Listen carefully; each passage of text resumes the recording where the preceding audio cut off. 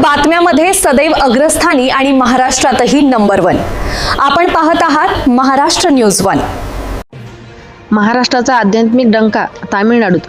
प्रकाश साठेदादांच्या जिद्दीचा प्रवास शेलमच्या शिवमहापुराण कथेपर्यंत। महाराष्ट्रातून थेट तामिळनाडू राज्यात हरिनामाचा गजर घुमत असून शेलम येथे भव्य शिवमहापुराण कथेचा महोत्सव सुरू आहे।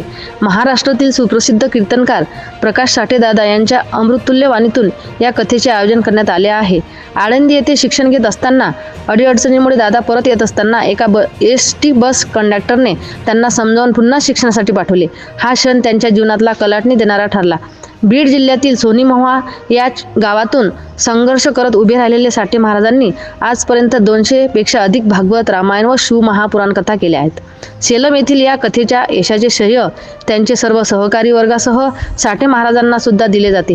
हा महोत्सव महाराष्ट्रासाठी गौरवाची बाब ठरत आहे। प्रतिनिधी रत्नाताई डिक्कर, महाराष्ट्र न्यूज 1, खामगाव, जिल्हा बुलढाणा। हर महादेव शिव शंभू ये गाए दुनिया सारी, धरती भी गाए अंबर भी गाए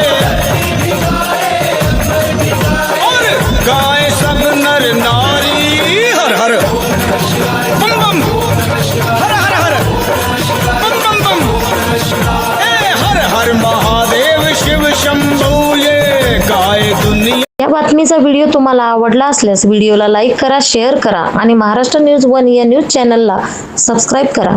धन्यवाद।